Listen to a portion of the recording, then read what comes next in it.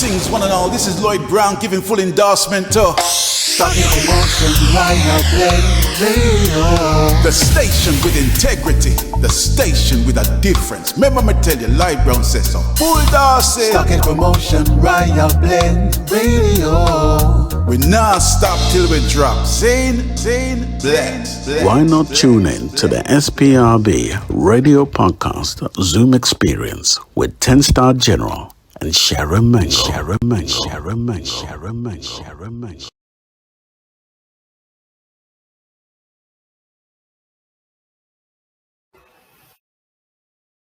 Got it. Greetings, my beautiful people. This is Shezzy, raising the awareness with 10-Star General and Sharon Mango. Tune in and keep it locked. Bang! Never soul from a tribe of Shaka Zulu, Ethiopia, Africa. When I laugh, when I linger, when I play, no time you say it. Original Raising Awareness show. We are talking about 10-Star General, Yaman, Sharon Mango. Bang, bang! Turbulence to the future. Only man like King Selassie. Joe! Rastafari, keep it accurate and royal.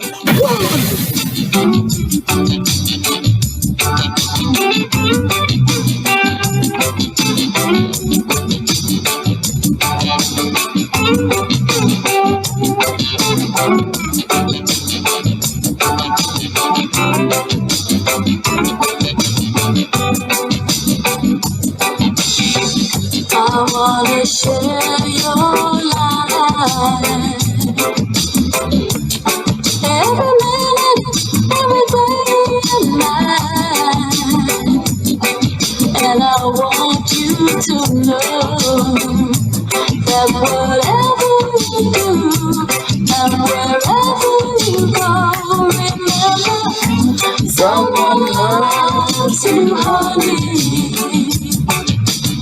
No matter what, just be mine. Someone loves you, honey, more than anything in the world. Okay. I'm so glad I'm the one that you talk to when you need someone. Yeah, that's what my love is for.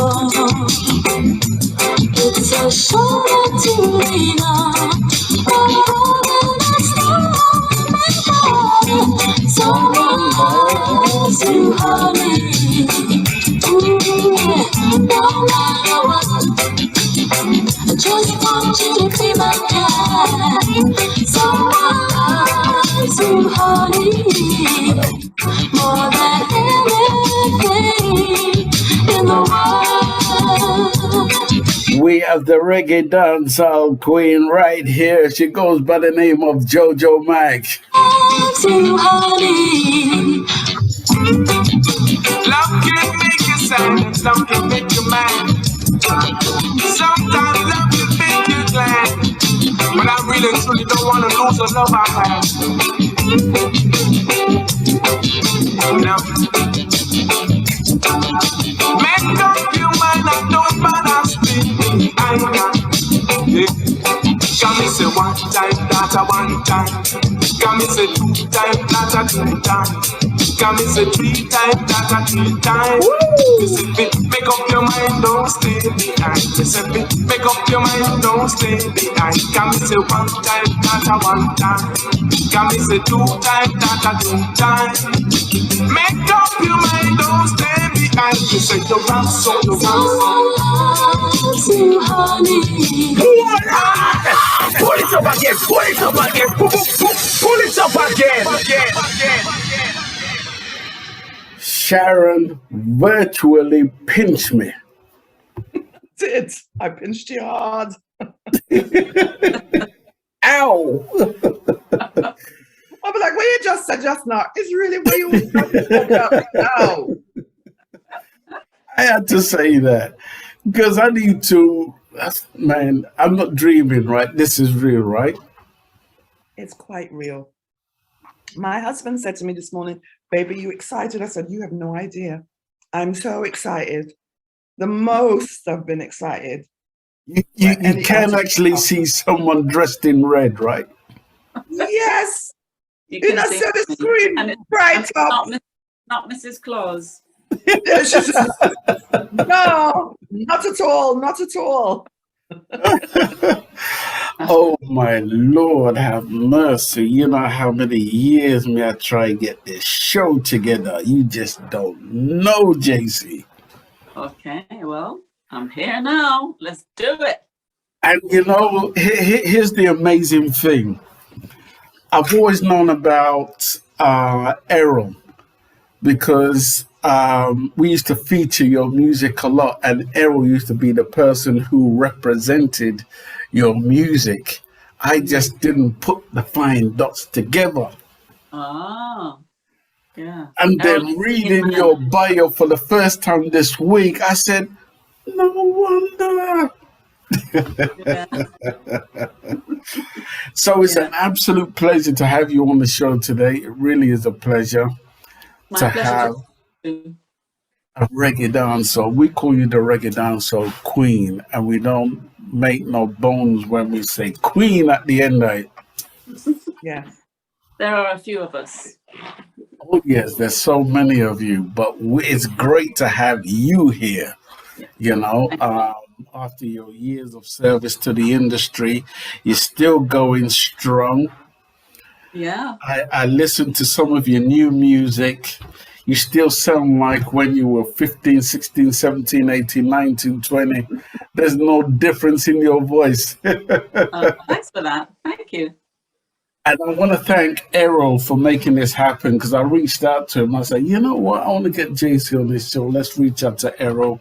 He made it all happen. And we want to thank him for, you know, his diligence and for you being here today. So, Yes. Big up Errol O'Meally. Errol O'Meally, yes.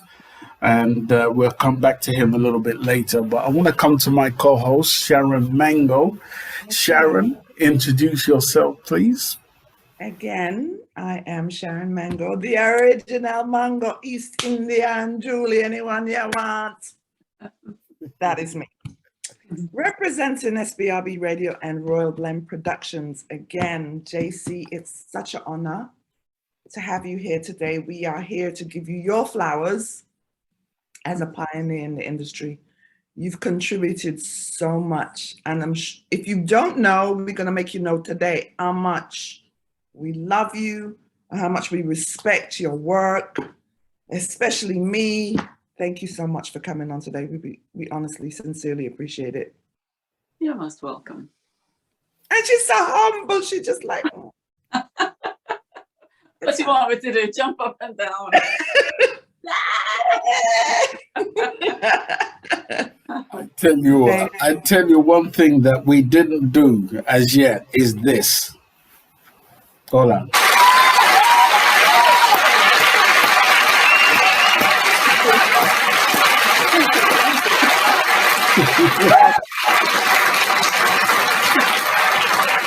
Okay, so Sharon Mango, who do we have in the building in our attendance? We like to pay respect to those who logged on to tune into the show today. Well, we know we have Jerry Harris is here today. Jerry's just in and out sometimes because he's so busy, but Jerry, thank you. DJ Maestro, Beverly Notes, Queen Beverly. We have Orville Marshall. We have iPod Touch Diarnot, whoever he is. And of course, Sharon Bentley. Orville Marshall. Yes. Okay, and yeah, so everyone who is here, we want to thank you for being here. This show is about giving respect to those who are in our industry who played a tremendous role. I always said that if I was to do another radio show or a podcast, it's going to make and have some sort of meaning. And this is one of the reasons why, you know, we do what we do. And people like JC Lodge, who has really paid her dues to the industry, she is someone who is rated and not underrated, because there's many underrated artists in our industry who do not get the ratings that they deserve. But in my lifetime, it's great to see that JC Lodge has received her flowers tenfold. To me, it seems, you know. Yes. And you know, we just here want to just say to you, we applaud you, keep on going, we love what you're doing. You may not hear from us day in, day out, but we just, you know, we say, yes, man, JC Lodge. Yeah, man. That's right. So I know, Sharon, that you have a function today, so you can only spend so much time. So I'm gonna allow ladies before gentlemen. So dig in. Well, first of all, you know what? Yes, I do have a function, but it just turns out my husband's going to be going with me. So I probably would log off for a minute, and then when I'm in the car, I'm going to come back on. I cannot miss out. Spending time with Miss Lodge, I can't. It's just, I can't. So either way, I'm going to work it out. But yes. So, JC Lodge, again, thank you for being here with us. We want to dig into your history now, your life, who JC Lodge came to be. So we want to start with where you were born, your mom, your dad, your influences, school, everything. So we'll start with the gram. Don't forget about the gram. And the gram, which if you did have the gram in your house to spin the little 45 them and all of that. Very little things that make, you know what I mean? So yeah. Yeah. Well, I was born in London to a Jamaican dad and an English mother. You know, we were only a unit for 3 years. Then the relationship changed. My mother went her ways at the time, and I didn't see her again until I was in my late 20s. So in the meantime, I lived with my dad. You know, during the week, he would foster me out to a family, an English family. So I stayed with them during the week to go to school here in London, and I'd be with him on weekends and holidays. So my dad was my rock. Oh, and, my gosh, that's beautiful. Yeah. And I got my early influences in music from him because he had a huge music collection. A lot of jazz, a lot of Caribbean music as well. But I think when I was younger, I was more influenced by the jazz, and Ella Fitzgerald became my favorite. There was also a white jazz singer that he had an album of called Frances Faye. I don't know if you've heard of her, but I really loved that album he had, and I used to sing along to that as well. And he had later on he had Bob Marley and a few Jamaican artists like that, you know. Then when I got to age 10, he decided that it would be better for me to move to the Caribbean. So he took me to live with his family in Jamaica. Oh, wow. Okay. Yeah. So that was a huge move for me, you know. It took quite an adjustment because, as I said, he was my rock and he didn't stay. He took me to stay with his family, and he went back to London because he'd been there from the 50s. That was his home, and that's where he worked, you know. Yes, yes. So a big trauma, you can imagine. Yeah. Yeah, but you know, in time I adapted to everything that was different. You know, the music that surrounded you in Jamaica, the weather was so different, the food was so different because, you know, Dad cooked Caribbean style. He loved his fricassee chicken, or, you know, brown stew chicken and things like that. And to be honest, as a child, I wasn't so keen on it. Give me my fish fingers and green beans, mashed potatoes. That's what I was into, you know, because when I lived with my English family, that's what we had, you know. Right. So that's what I was used to. So weekend time, it was like picking up the food, and when Dad left the room, I'd try and drop some out the window because I didn't really, it was too flavored for my palate at the time. But anyway, so, you know, moving to Jamaica, all of that had to, you know, I just had to make adjustments, and I had two cousins that I lived with, my aunts, my grandparents were there. Mm-hmm. So I got to know this whole new family that were actually, you know, blood relatives this time. And I was just reflecting this morning that another influence I had was living there, because they had a battery operated record changer. And I was always borrowing that, you know, to play their records, you know. Yeah. So then I got to listen to a lot of R&B. And of course, living in Jamaica, you hear R&B every day on the stations, as well as reggae. So I wasn't hearing that so much in England. In England, I was hearing more British pop music, and the Beatles were my favorite group here in London. So so my world opened up again musically to R&B and to Jamaican reggae. Mm-hmm.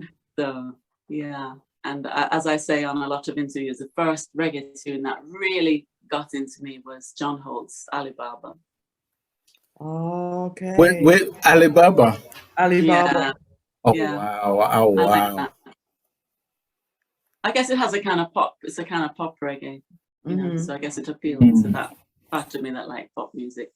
Right. Yeah. And round about what year was that? So that was 1968. 68. Wow, Alibaba. Yeah, Ponny and Sue. No, I don't know what year it was. I heard that 1968 was when I moved to Jamaica. Okay, I'm with you. Right. Somewhere around that time, 68, 69, I must have heard that song. Right. Sorry, go ahead, Sharon. How many years were you in Jamaica? How many years did you stay? 33 years. Wait, did you say 33 years you lived in Jamaica? Yeah.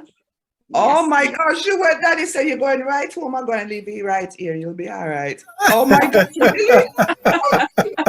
Did I hear right? Of course, you said 3 years, 33 years. Yeah. Wow. But to give him his due, you know, Dad was a very caring, loving dad, and he wrote to me all the time. And when he could, he would come to spend summer holidays with me, you know. So he didn't just abandon me, but it felt like an abandonment because, you know, he was just everything to me. Wow. You know, I totally understand your story because, you know, I come from a Nigerian stroke Jamaican family household. Yeah. And I share kind of similarities to your history. You know what I mean? And when I had to go back home to, especially Nigeria, for a couple of years, you know, it was trauma. I couldn't understand it. It's like, damn, it's like, what am I doing here? You know? So I totally understand it. And then when I went to Jamaica, you know, it's like I'm understanding the two sides of the coin, you know? And there was history back then, back in the 60s here in the UK, you know, where back then, Jamaicans and Nigerians did not fuse together as one, you know. But at some point, when music became a part of, and there was a guy called Prince Ngama, where he says, "Sweet Mama, I not go forget you." I don't know if you ever remember that song. Back in the 70s, late 70s. That was the song that brought Jamaicans and Nigerians together. But that's just sharing a bit of my story anyway. Yeah. So that song was popular in London? In London, Sweet Mama. It was kind of like a calypso kind of, but the bass line was like that thumping reggae bass line. Yeah. Well, I missed out on all of that era because I wasn't in London then. I was in Jamaica. Yeah. Wow. Yeah. So continue your story. Sorry, I just chimed in there. I couldn't avoid it. No, share, of course. Yeah. And I remember when I started school, I went to prep school there. I was a bit behind the other children coming from London. Maybe you'd be surprised at that, but I was behind because maths has never been my greatest forte. But you know, so I was, and I think they did what they could in London, but somehow in Jamaica, I think they had some kind of a better maths program because children. I was put into a class of 6-year-olds and I was 10 because of my maths being so poor, you know. English was not a problem for me. I was always quite good at that, spellings and writing. I love that. Yeah, so I had to catch up because I had to do the common entrance, to pass the common entrance to get into high school, That's you know, right. to get such a financial benefit from that.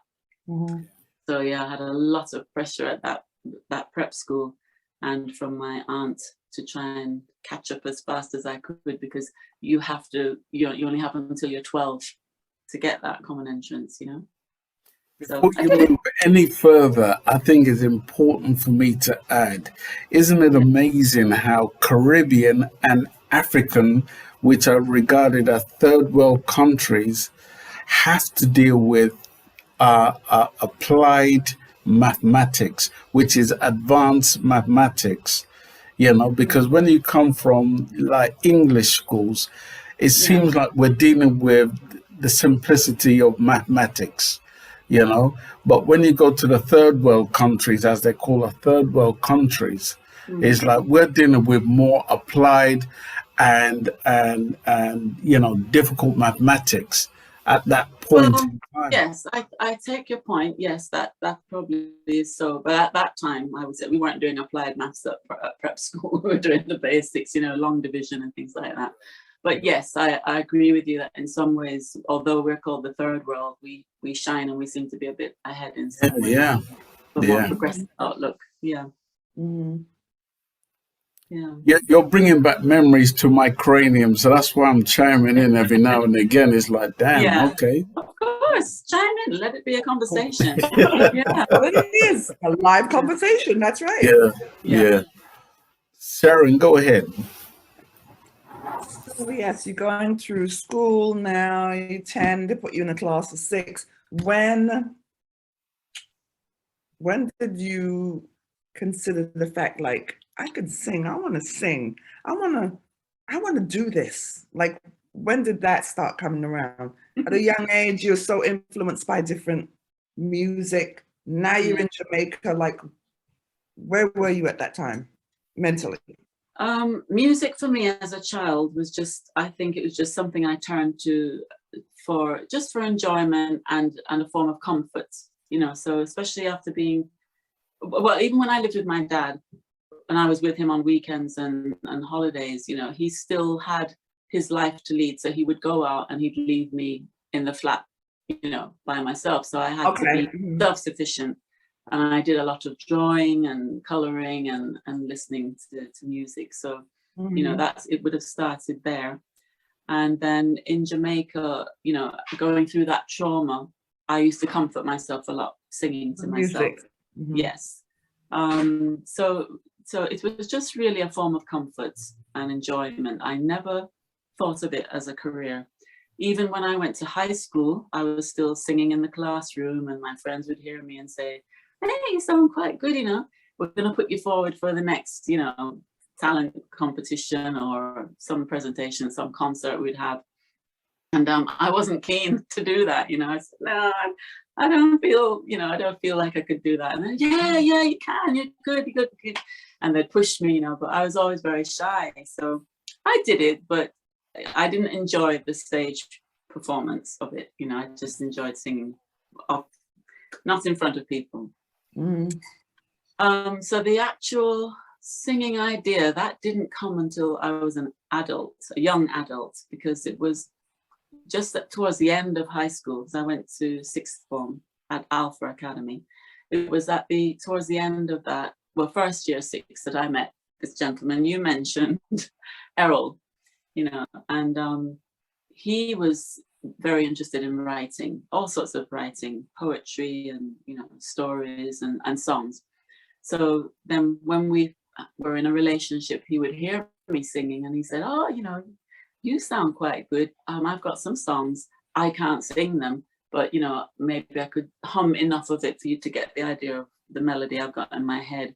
And we could put these songs on a cassette, because that's all we had at the time, audio cassettes, and take them to people in the industry, in the music industry in Jamaica, to see if anyone would be interested in recording these songs.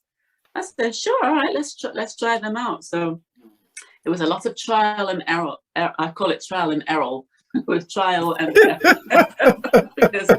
because he would be singing these songs and he's got all the feeling and the hands are going, and I'm like, not so much of the hands, I need to hear the notes, you know. Yeah. And then he'd sing something and I try to hum back what he's done, and he'd, no man, that's not it, I went like this. And so it was a painful experience, but eventually we managed to get quite a few of these songs on cassette, and he was just banging out the beat on the top of the table.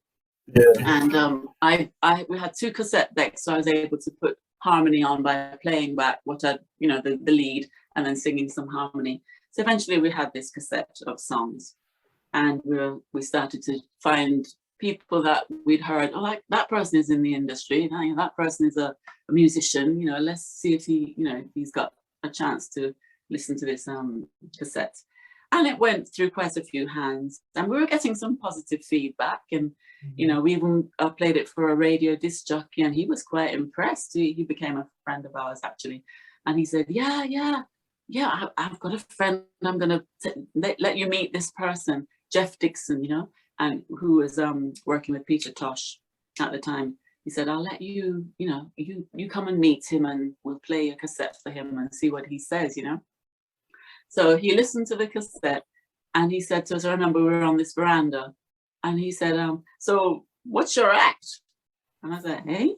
And Errol and I are looking at each other like, hey, what do you mean? What's our act?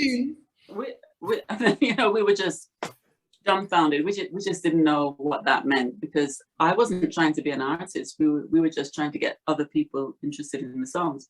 Mm-hmm. So obviously he lost interest because he could see we didn't know what we were doing. Anyway, eventually the cassette went from hand to hand, and eventually it ended up at Joe Gibbs Studio. Mm. And Joe Gibbs had an engineer called Errol Thompson, who people called E.T. Mm. And he was also Joe Gibbs' right-hand man in a way. He did some co-production. So we gave him the cassette and told him, that we were interested in trying to see if anyone would be interested in recording these songs. And he took it from us and said, all right, you can't listen right now, but come back next week. And let me tell you, that next week went on for months, because every time you got there was a crowd of people waiting to be auditioned or something to have a word with E.T. And, they'd run out of time and say to us, because we were no priority, Errol and myself, they'd say, come back next week, man. We deal with it next week. And it went like that. So anyway, eventually we stuck with it, and eventually our day came, and E.T. came out with this cassette, and he said to me, is who sing on this tape here? And I said, because he'd forgotten the story by then. I said, that's me singing. It's Errol songs I'm singing. Yeah, well, I record you on something, I record you. So then they presented me with Do That To Me One More Time, Captain and Tennille. Oh, mm-hmm. Okay. So that was actually the very first song that I recorded in a proper studio. Mm-hmm. And I was petrified, because I had no intention of being a singer. That wasn't the whole point, So I did it, and they told me that the song, they only released it in the Bahamas. So I don't know if we ever heard it, but they must have been doing a trial process, because eventually they came back again and said, we have another tune for you, and this one is Someone Loves You, Honey. So then I remember going into the studio. Again, I was very nervous. I asked for the lights to be dimmed as much as possible, so I didn't have to see anybody behind that glass looking at me. Right.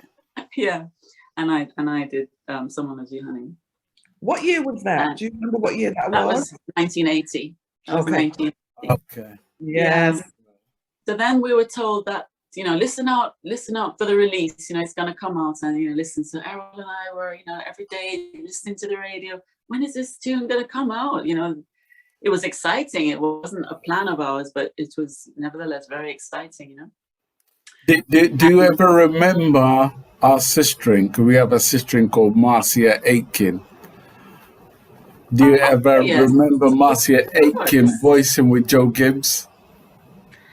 I don't have a clear memory of watching Marcia record at Joe Gibbs, no, because at that time I didn't know anybody. I didn't know who was who, you know? Okay. It's later on that I started to put names to faces and things like that. Right. Yeah.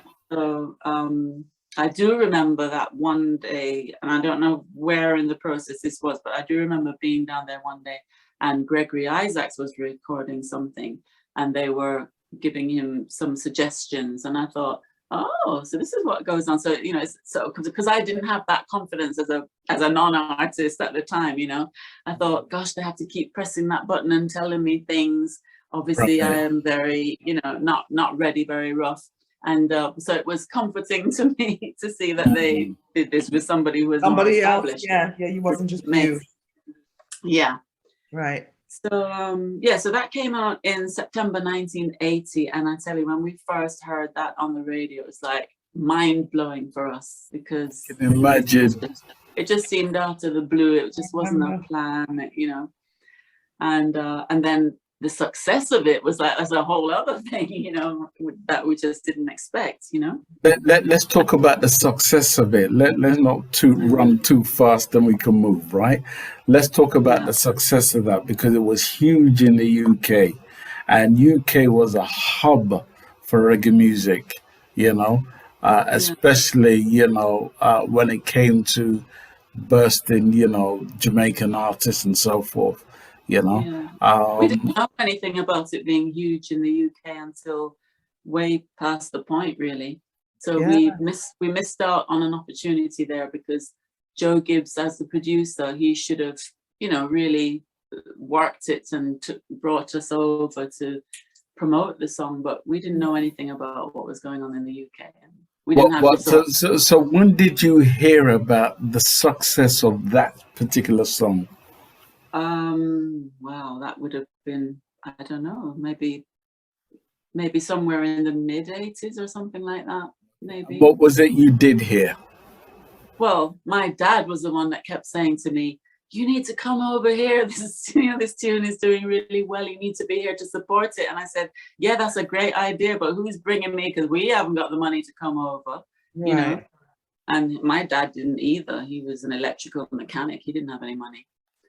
So yeah, that was the situation. And but fortunately it did very well in the Netherlands as well, and they, you know, there was a group of people there that got behind it and brought us over, Errol and myself, to the Netherlands, and I received Record of the Year for it. I got gold and platinum discs for the sales. Yeah, say that again. Platinum. Platinum, you say? Yeah, platinum discs. Yeah, for that song, and it was the version that they did with Prince Mohammed that did gold and platinum in the Netherlands. It wasn't my version with me on it. And I don't think we'd even heard that version until we heard of the success in the Netherlands. You know, yeah, I think so. So yeah, so that's when they said, oh, well, you know, we're going to want you for some shows, you know, because this tune is so big, you know, are you interested in touring? And of course, silly me at the time, naive and scared. Well, I'll do some, but just as few as possible, please. You know, if I could go back in time to that person and give her a kick. But that's how it was, you know. It took me a while to get used to the fact that, okay, I've had a record released, it's done exceptionally well, and people expect me to now be a professional artist. And so, you know, the early shows I was doing, I tell you, I just stood rooted to the spot on the stage. I'd find where the spotlight was and stare into it to blind myself. And afterwards, Errol would say to me, you can't do that. You can't just stand up there like that. You got to move. You got to speak to the people. And, you know, he would give me this lecture, you know. So it took a while, but yeah. Eventually I got the idea. Wow. 10 star. Yeah. I tell you what, I want to come to the writing skill, because I was reading your bio, you know, I read it over and over and over. And Errol played an incredible part in your life. Lead me up to how you met him and how he became a driving force in your life. Because what I'm hearing is yin and yang. Yeah. Yes. Yeah. So I met Errol when I was in first year 6. I was pursuing art. I went to the Jamaica School of Art because I was trying to get my A-level art in my first year of 6th form, because I was quite good at art and, you know, I was encouraged to do that. So that was my focus, art and drama. Those were the things that I hadn't quite formulated what I was going to do with them, but that was where I thought my career lay, not in music. So when I met Errol, I met him at a party, and that was quite by chance because I had a boyfriend at the time who was at Princeton University. So he would come back to Jamaica for holidays, and eventually he said to me, you know, I'm really fond of you, but I've met a girl on campus and I think I love her. I was like, great. So this is right. Princeton University, is that here in the US? Yes. Oh, okay. That's New Jersey. That's where I am, New Jersey. So okay. That's where you recognize it. Oh, yeah. It's like Princeton University, but that's in Jersey. I'm in Jersey. Yeah. Okay. Yeah. Wow. Overseas to university. So my boyfriend at the time, that's what he did. He was a very brilliant guy. He is a brilliant guy.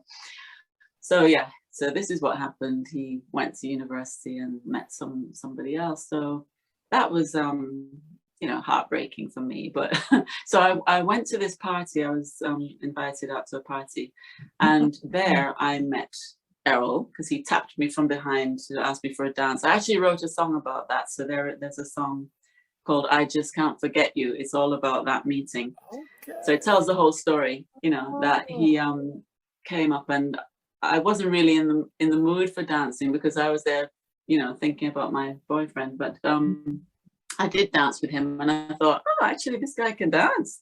And then he said to me, you know, is there a song you'd like to hear? And I thought, wait, what? He's got influence here. I'm gonna make a request, and he's gonna get it played. That sounds good. So I said, yeah, could you play? I hope that we can be together soon. Oh yes. Oh. Yeah. But, you know, so he went up to the set because he had links with them, because I didn't know he was the sound guy. He was involved in his own set. Yeah, so he got this song played for me. So that was impressive. So, then after the dancing, we went and sat and started to talk. And I just found him so intelligent and such a great sense of humor, and really enjoyed his thing. But at the end of it, when my lift was ready to go, I had to go. I said to him, okay, I'm sorry, but I've got to leave now. He said, oh, but your number. And I said, no, I'm sorry. And I didn't give him my number. Yeah. Just to make him sweat it out. But he had to sweat it out a little bit, yeah. Okay. Well, I was still pining after my guy, you know, so I wasn't looking for somebody else at that point. Yeah. Yeah. Oh, wow. Yeah. But he was persistent. Right. And he turned out to be a driving force in your life. And did, yeah. You know, talk to me specifically about his writing skills. So Errol was outstanding in writing from he was at school. You know, he's just got a gift, a literary gift. He's written some wonderful poetry, which he can't remember now and can't find because we left Jamaica and left a lot of stuff there. And but he received awards for some of his poetry and his songwriting. So I didn't finish that part of it, that the songs that were on the cassette, few of them ended up on my first album. So the album was named after the single, Someone Loves You Honey.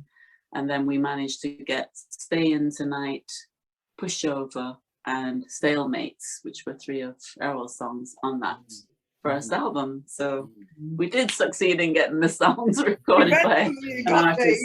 Yes. But we didn't know it was going to be me. Right. Yeah. And how many years have you been together now?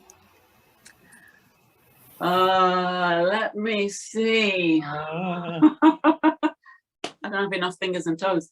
A long time. We've been together from 1976. 1976. Yes, because Okay.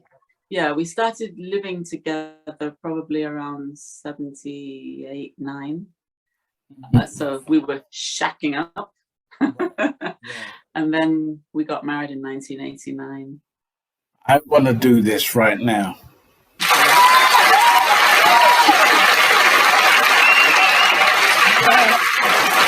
And I want to do that because some people only last 3, 4, 5 years and so forth. But 1976. That's what, man. 46 years? God I was in high school back then. 46 years. Can you believe it? Is it 46? I haven't worked it out.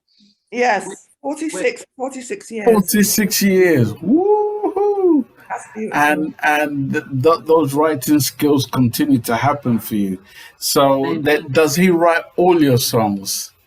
No. The funny thing is that Errol was the beginning writer in the family. And along the way, I think it was when I started working with Gussie Clarke Music Works. Gussie had a team of writers, very good writers. Well, some were very good and some I thought were mediocre. Mm-hmm. And so when these songs were presented to me, you know, some of them were outstanding. Telephone Love was one of them. That was outstanding. And there are several on my albums that I did with Gussie that are very good. But sometimes I'd get songs and I think, this is not at my level.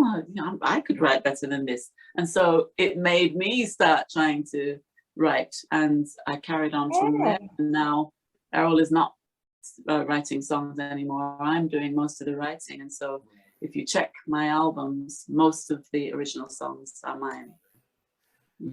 Now, during your time with either Joe Gibbs or should I say, Gussie Clarke, were you allowed to have a voice? Well, yes and no, you know, because Jamaican producers are a little bit chauvinistic, I would say. 100%. Some more than others. A lot. I have to say that Gussie, you know, believed in me. He did. I think he does rate me as a singer. And he did, I mean, some of the songs I would say to him, look, for me to sing that song, I would have to change this and that. And he would say, well, I'm going to have to carry it back to the writer, you know, because you can't just change people's songs like that. Fair enough. Fair enough. Sounds about right. But fair enough. But then if they were writing at that level, how would they know how to change it to the level that I need to be at? So that was the problem with that. Right. But yeah, so I don't think I got a lot of my original writing in working with Gussie. A bit. But I'd say after that, when I started to work with Ras Records, then I was able to blossom a bit more as a writer. And I've continued from that, you know, so that when any producer approaches me now, I'm always pushing for my original material because that's what I prefer to do. Not that you can't do a good cover of a song. There's nothing wrong with that, but I think that I've developed a songwriting skill and I feel I need to use it. Now, during your time as a budding, singer coming into the industry, I'm wondering to myself, does the business side of thing come into your cranium? Do you start thinking about that? How am I going to sustain myself? I'm singing all these songs. How do I get paid for them? Does any of that come in to your headspace? Yes, all of it comes in, but luckily I've got Errol, so Errol takes care of the business side. So, I don't pay too much attention to it. Obviously, I've got some interest, but he handles the business side of it. Right. So I'm fortunate in that. I know some artists do. Sorry, go ahead. No, I know some artists have to do the whole package themselves. Yeah, that's a lot. It's a lot. I mean, whenever I travel anywhere, Errol is always on spot. He's my manager. I don't go anywhere without him. And there have been promoters in the past who have expected that, no, well, you know, through the ticket, them expensive, you know, him have to come. Yes, him have to come. Yes, him have to come. Because when any problems arise and, you know, you are not giving me my per diem, which is my daily amount to purchase food when I'm out of my, you know, country, I'm somewhere else and I need that. I need to be transported somewhere. You've suddenly come up with a change of plan and, you know, whereas I was going to have 3 rehearsals, you've now cut it to 1. I need to have that person to say, no, that's not happening, right? Right. Yeah, so you need that person. And I think that I, on my own, wouldn't carry that clout. Now, you burst onto the scene in a huge way. And when I say huge, especially here in the UK, because I remember it ever so well, you know, your name came onto the scene, not just when Somebody Loves You, Honey, because when I was on the radio, many people, you know, would request that particular song. However, you know, your contribution, especially when Telephone Love came into play, oh my God, you blew up like I don't know, like something that I'd never seen before. It's like, who is this person? Telephone Love, and then next minute we hear shower up on the same thing. Talk to me about Telephone Love. Yeah, it's funny that they didn't link the two, that they didn't link Someone Loves You, the person who did Someone Loves You, Honey, with. So you're saying they did that separately without your notice? Yeah.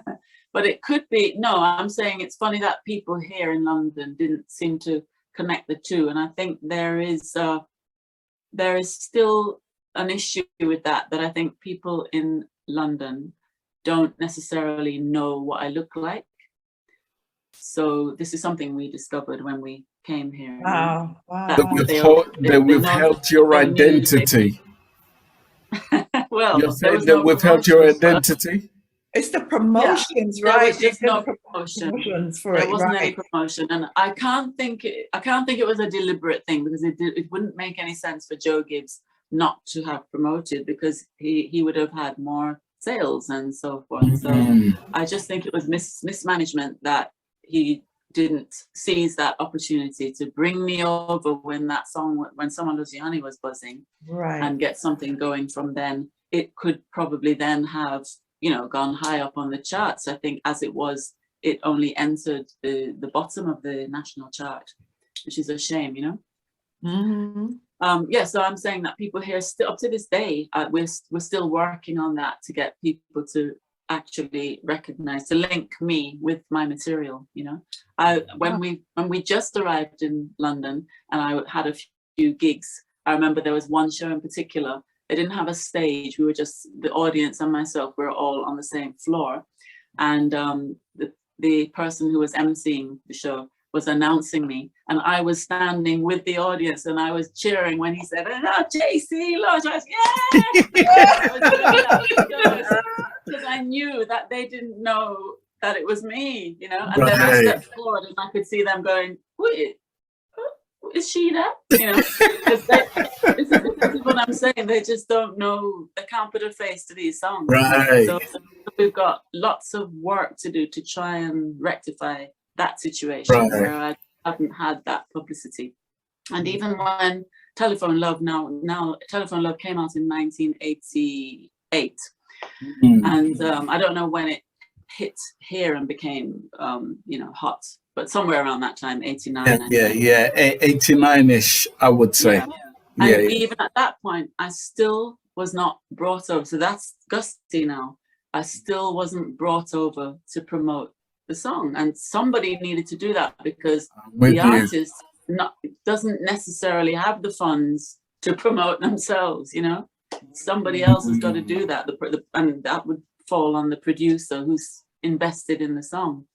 Right. So again, we didn't come, and I had a very dear uncle. I called him uncle. He was like a family to me, but he wasn't really a blood relative.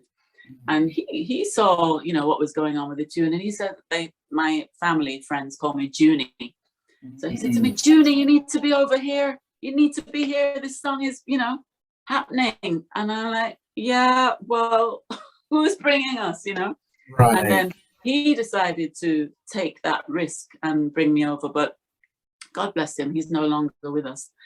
He didn't fully understand the industry. He wasn't in the industry. He was just, somebody who saw what was happening. Interest, yeah. Wanted to help.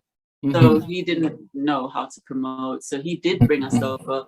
He put on an event, but it hadn't been publicized well enough for it to have been the success it could have been. So, but this is what happens in the industry, if you don't have so it's not just about having a good song. There's much more to it to make things work. You've got to have. And here I am in the background thinking that JC Lodge has an input in her direction of where she's going to. This is what I'm thinking to myself. Yes, and then hearing this, through years of experience, we're in a better position. We have more understanding of the industry and what is involved in creating a success of something. But still, you still have to have the funds. And this is where a lot of the time things don't, happen the way you would like, because you don't happen to have the kind of funds it takes. I mean, sad to say, even to get something played on radio, mainstream radio, sometimes I'm speaking from experience in Jamaica, you have to grease people's palms and them buckets to get your tunes played. JC Love have to grease people palm. I don't care, tell me, not man. just me. That's a standard thing. Because that's how it is, It's a business. Right. To be honest, here I am thinking, that people of your astute, would come into the industry and has a say in the direction of where she wants her career to go. But that's not what happened to you. You have a say in how you can imagine how you would like it to go, but does that match the reality of the situation where you have a song and then people are saying, this is my new product, will you play it? Well, what can you do for me? Because for me, from where I'm sitting and standing, I'm a vinyl junkie. I used to spend at least £300 a month on vinyl back in the day. And back then, I would pick up a barrage of your music, in my catalog, and I'm thinking to myself that you have a huge input in your musical, direction of where you want it to go. And here is the funniest thing about, your journey is that where I feel that many don't get the credit they deserve, in the funniest kind of way, I cannot put you in that category. Because even though it seems that the worst that's been done to you, in a reverse kind of way, you still get the credit you deserve. Do you see it the same way? You can't live on credit, boss. You can't live on credit. I hear that. I'm happy to have credit. I'm happy to have it. I'm not knocking it. But we also have to live in this real world. And, the business side of it has to work as well. It is a business. Now, you can claim for 6 years. I think that the most you can claim is 6 years back for works that you have not received. Have you done that? Errol, as I said, Errol is on the case dealing with that. There's a lot to get sorted from, I'm with you.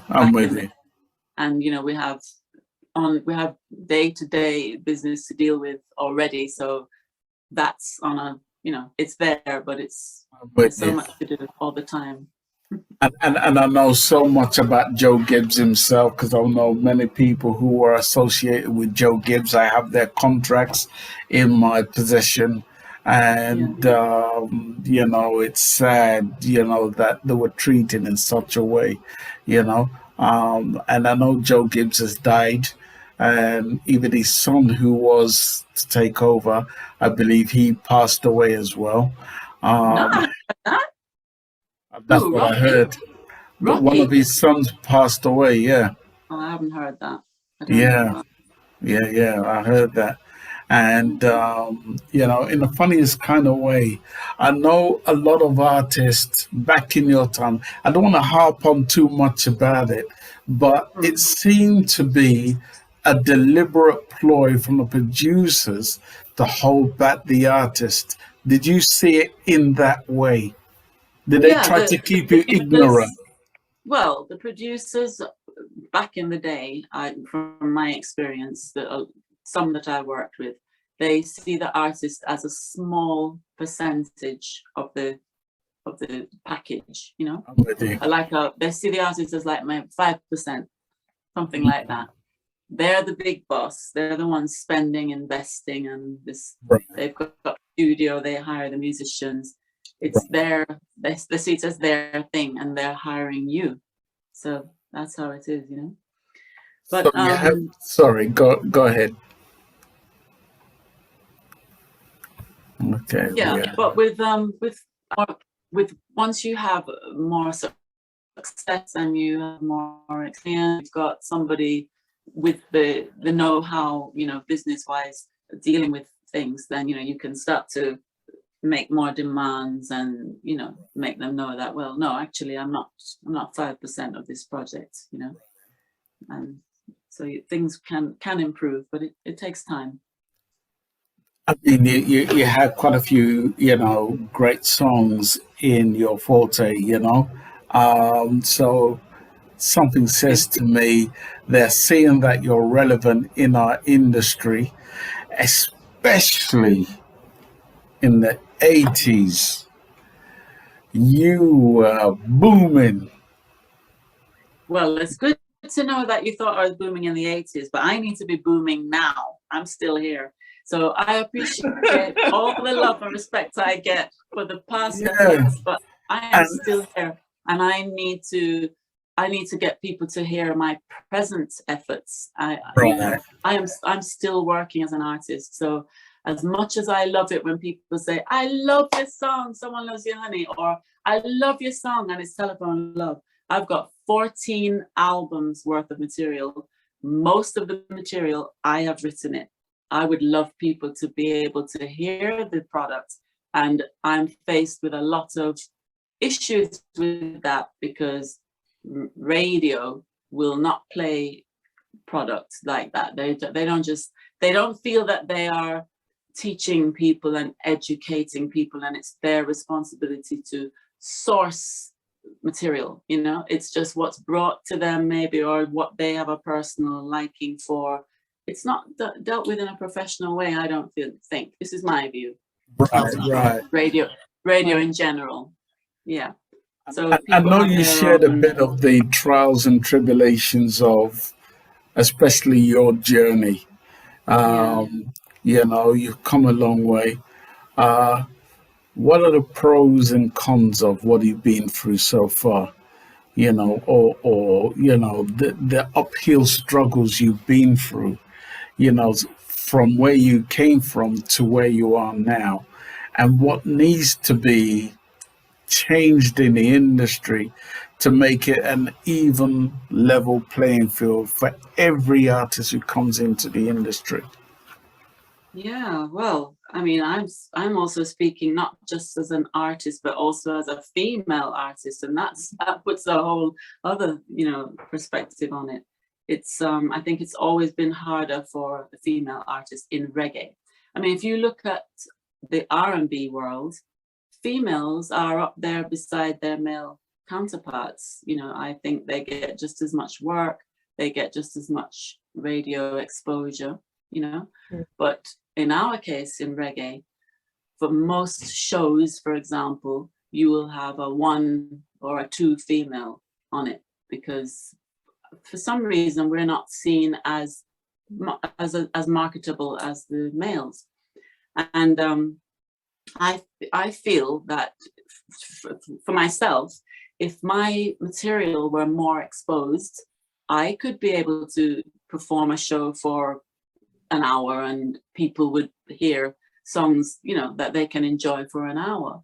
But because, and this, I go back to all females now, because our songs are not very exposed, I think most of us would agree that we just have a few songs that people know. You're always restricted with your performance. It's like, just sing your hits. That means what, 2 or 3 songs? Because how many hits have you been allowed to have? How many songs have been exposed? So therefore, how can you build as an artist and be on par with, let's say, for example, a Beres Hammond, who's a fantastic writer and artist. How would any female ever be able to be on par with Beres if our songs are not exposed and they're not heard? We're always going to be people who you just call on to do 2 or 3 songs. And that's the situation I find myself in most of the time. It's sing you hit them. And that means, you know, 4 maybe, if I'm lucky. I get to do 4 songs. It's very frustrating. And I think if you had any other female artists on here at this point, they would probably say the same thing. What one of the things that I've always talked about, especially when I started to do the podcast thing, was that for as many male artists as we bring onto this show, I want the same number of female artists. If we cannot get the same number of female artists onto the show, to me, it doesn't make sense we do these shows. And I'm very headstrong about it for the very same reasons. I'm happy to hear that, because with Jamaican society is chauvinistic. I don't know what it's like in Nigeria, but, you know, Caribbean in general, I think, is quite chauvinistic. So, women are not seen generally on par with males. And I find it bizarre because Jamaican society is very homophobic. You know, I know that they are improving. And when I say improving, I'm saying that, you know, to stop hating people because of their, you know, sexual preference. I think that's a good thing, to not hate people for that reason. But although we are generally a homophobic society, our shows and the people that we most rave about are male, and that in the audiences, the male and female audiences, crave the male entertainers. And not to say that we don't have fantastic male entertainers, of course we do, but why are the women not ever allowed to get to that place as well, like in the R&B field? Why is it so different? Very much if you claim that you love women and you can't stand the idea of loving men, it's bizarre to me. Well, that's the difference that I wanted this podcast to make, you know, is to reach out to as many female artists as we can. It's not actually been the easier things for us to achieve, you know, but I aim for the sky, hoping for us to be able to get these kind of interviews so that it can make a difference, to encourage more females to come on the show and, you know, tell us about their stories, not just about their stories, their journeys, but how we can influence the next generation, you know. As far as I'm concerned, if these shows, if we weren't able to get the likes of yourself and many other female artists on the show, I would have to say, you know what, let's call it quits. It doesn't make sense to me. You know what I mean? So that's where I'm at with the whole thing. And I know Sharon Mango feels the same way, because we've had these conversations, I appreciate what you're doing. Thank you. Yeah. You know, so I absolutely do. Sorry, I'm just say your piece. Say your piece. I know, because I'm getting ready to transition in the car, but it's I can see you sprucing up. You spruced up, girl. Listen, it's a bit chilly over here in the US, right? So I had a nice little strapless thing It's bloody cold. Forget it. Let me go put on something else, you know what I mean? And get right. Because I'm going closer to the water where I am. But to touch back on what JC is saying, it is real. I'm happy to hear you express yourself in that manner, because as female artists, especially Black female artists, we're not heard. And I think that if you don't have hardly no clothes on, you're not heard. I don't understand that. You know what I'm saying? You've got to be almost half naked for them to be like, yeah. No, it's not right. You know what I'm saying? There is, bring back the class as well. I'm not saying it might not be anything wrong with the being explicit with how you dress, you know, just so somebody will hear you, or it just doesn't make any sense. It should be either way. I see it as an art form, and if somebody has that idea that they like to be, you know, as little dressed as possible, I don't have an issue with it as such, but I just think that shouldn't be the only thing that's pushed. But that's what I'm saying. It should be either. That's what I'm saying. I'm not saying it is an art form. You know what I mean? You could be very tasteful. Me as a man, it seems to be the only thing that's being pushed. You know what I mean? But which makes it worse for those who want to be creative. To me, it should not be that way. It should be either or either. It's an art form. It is a form of self-expression for the artist to, because, you know, sometimes the men come up with some crazy stuff as well. You know, they come out half naked, so it is what it is. So we have to give, you know, it's fair game. However, it's just that they're only looking at you that way when it's more than that. You know what I mean? It's so much more, and you don't want to feel that you're reliant on doing that to get attention. Exactly. You want to feel that what you're writing and what you're singing is worthwhile, not just about what you're wearing. Exactly. It's a shame, but okay. How much has payola been a hindrance in your career? Oh Lord, payola. Well, it was a huge hindrance in Jamaica. It got to a point where it was just ridiculous. We only tried it once, to be honest. I've lost it. I've lost you. She's gone off. Are you serious? Okay. Yeah. I can see you again. Yeah, I'll be back. We tried it once, and although it was going completely against our grain, we just thought, wow, you know, if you can't beat them, join them. Right. But it didn't even pay off, and you know, it was just so distasteful anyway, that we just decided, no, we're not doing it. So that was that, and Are the likes of yourself allowed to speak loudly against what you see as a hindrance towards, you know, not just your career, but careers of many others? You know, do you see it as a hindrance? Are you allowed to talk loud enough? Yeah, well, I am speaking on your program, and any other interview where that comes up, I say it, you know, so I'm not hiding it. This is what it is. Tell me about Tommy Boy Records. Tell you about Tommy Boy Records. Oh, Tommy Boy Records. So when Telephone Love became successful in the States, so Telephone Love is credited as the first dancehall tune to cross over to the Black US market, because before that they weren't attuned to dancehall music, and Telephone Love is considered a dancehall track because of the beat, you know. So it appealed to them for some reason. It appealed to the Black market, and they were really into it. And I remember when we went to do interviews in the States at that time when it was happening, one of the DJ, well, not only one, but I remember a DJ saying to me on radio in an interview, he said, so, you know, tell us about this track. It's an R&B track, isn't it? And I said, no, it's not R&B, it's reggae. And he said, no, but the way you're singing it's R&B. You know, I said, well, I am singing the way I know how to sing on this track, if you want to call that R&B, you know. So there was something in the song, and I have to thank Mikey Bennett and Hopton Lindo, who wrote the song. There was something in it that appealed to Black America.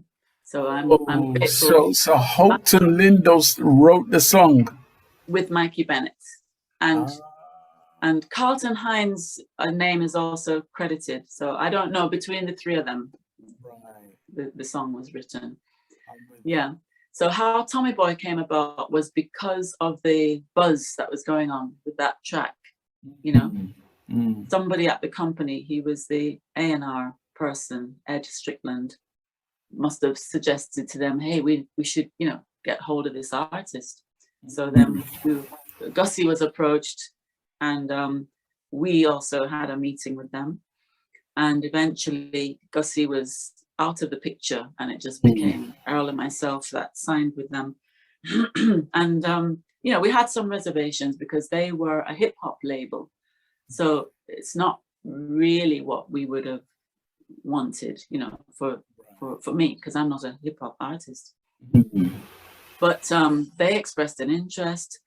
Ed Strickland, who was there at the time, had an idea for how they, you know, could work me and make me a part of the label. And so they signed a deal with me, and I did an album with them, which was called Tropic of Love. So Telephone Love was included in that, in the package. And again, I did most of the original songwriting. We did a few covers, but most of the original writing was myself. And the song that they chose to be the next single was a song I wrote called Home is Where the Heart Is, not Heart. Home is Where the Heart Is, which was an R&B flavored. Errol produced it, he arranged it. It had a kind of, people say it sounds a bit like a Sade track. Right. It's got that kind of vibe. And the Tommy Boy invested in a pretty good video for it. And we did some promotion, but not enough. We did some promotion. It got to 45 on the R&B chart. But by that time, Errol and I, you know, we'd been given an advance.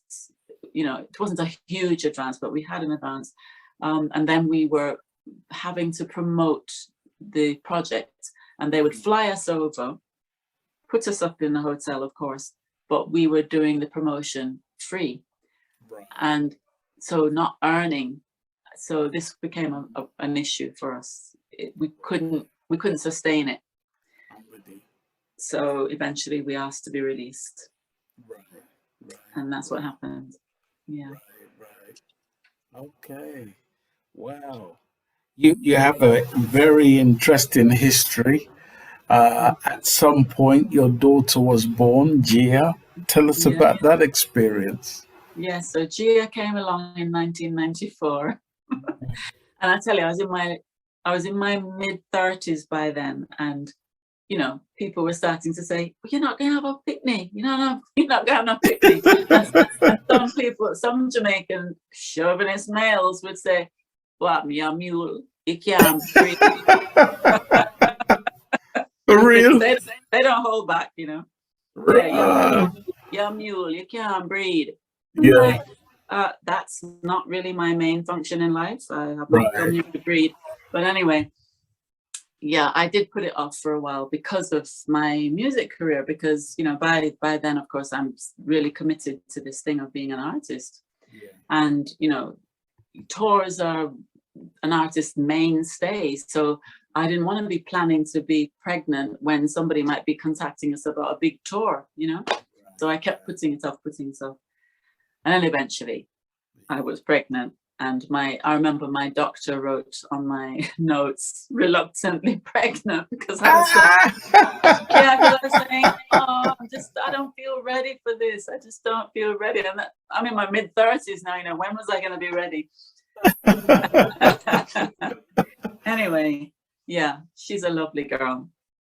Yeah. Can she sing like mommy?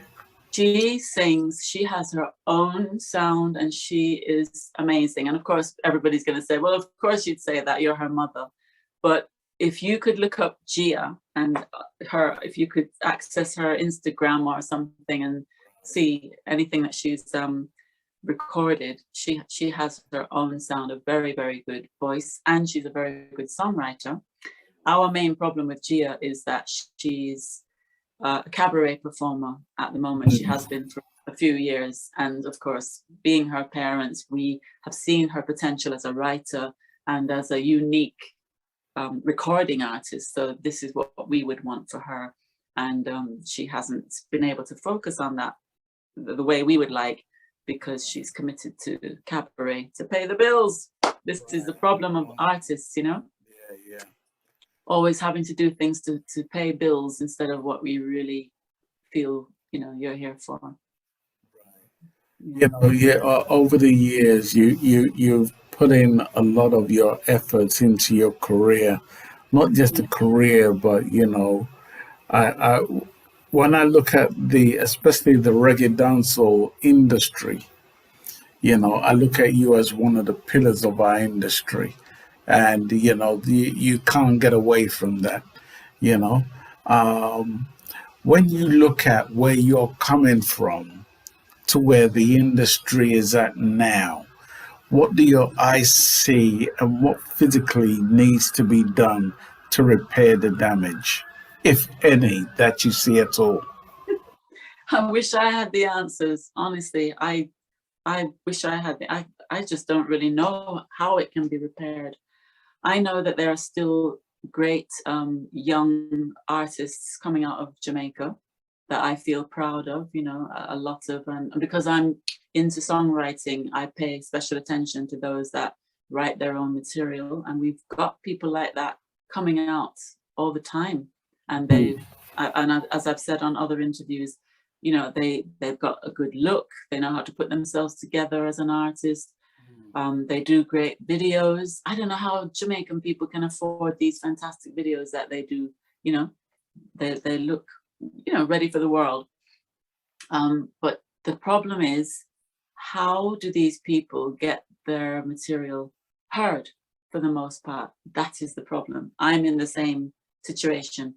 How do I get my material heard? It's not about making the good material, because I feel that I am making good material. You know, I mean, you have only to check.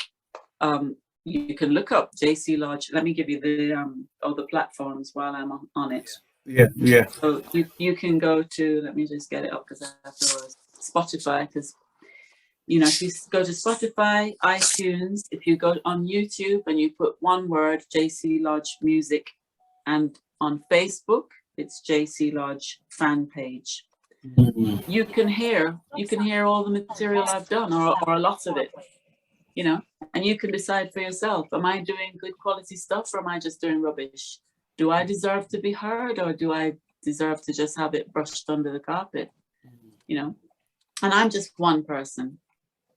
And this is a situation, I think, for all Jamaican artists now who are not signed to a major label, who have got that faculty to, you know, do all the necessaries to make sure people hear your product. That's it. So I've got a new release right now. Let me take this opportunity to mention that. Yes. Tell you about this new release. It's on the transfusion rhythm. It's on the My Productions label. My Productions label.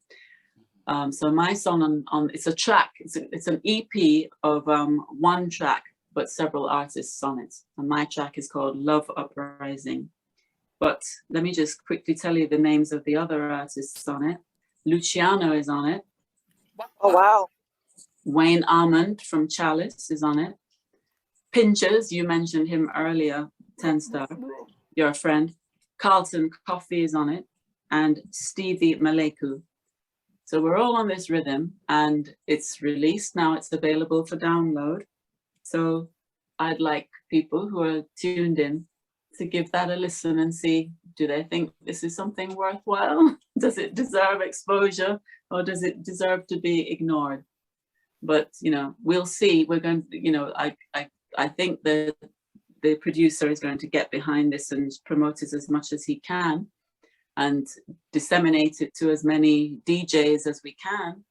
And let's see. I hope he's not going to be, you know, facing payola, because then he probably won't be able to afford that.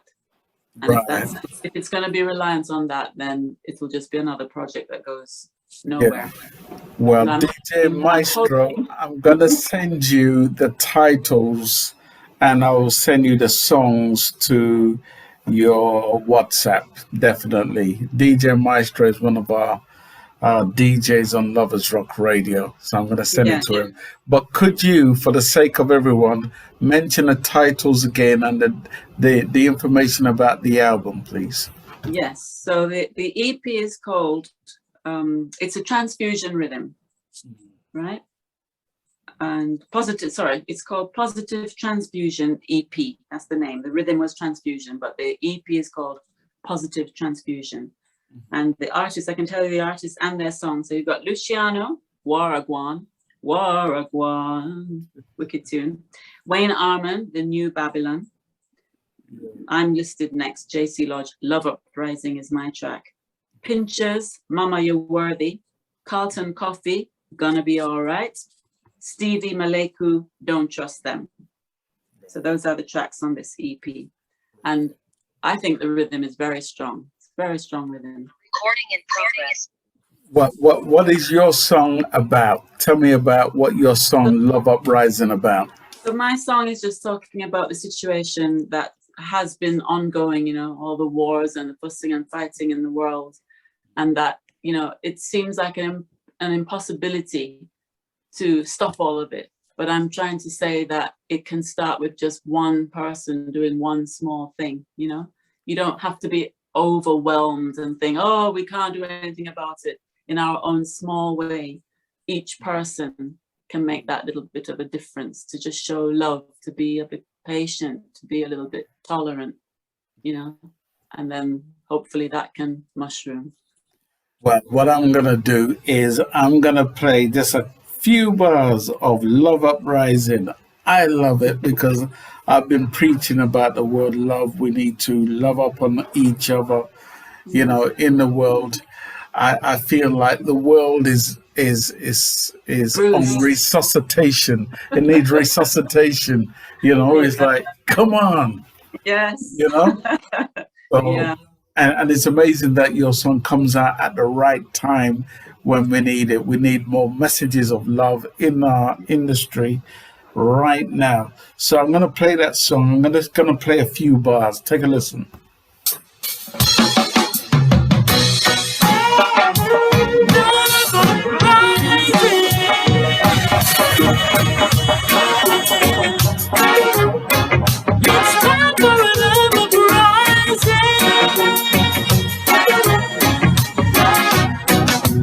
Calling all who understand me,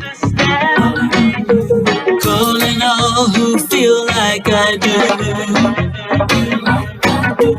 We're gonna make this happen, starting out with just me and you.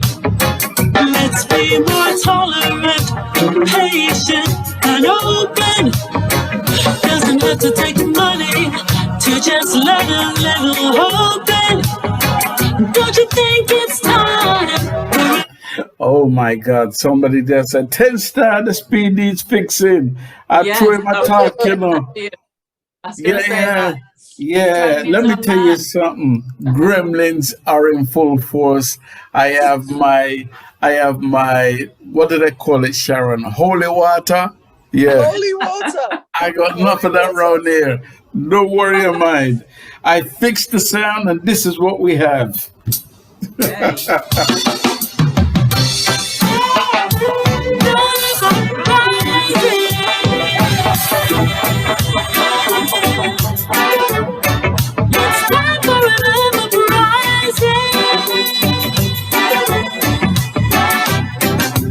Calling all who understand me, calling all who feel like I do. We're gonna make this happen, starting out with just me and you. Let's be more tolerant, patient, and open. Doesn't have to take money to just let a little hope in. Don't you think it's time for a love uprising? Don't you think it's a crime to see all this fighting? Why don't you and I try to get the ball rolling? Maybe then we'll start rising. Turning to the one right beside me. And I put a smile on their face. Make them smile. Try to make a positive difference. Gotta win this human race. Jimmy Cliff said, we are the same person. So don't you think it's time to love uprising? Don't you think it's a crime to see all this fighting? Why don't you and I try to get the ball rolling? Maybe then we'll start a love uprising. Not just words, we need action. Don't be afraid to make a start. Even a small kind reaction can light a spark to change your heart.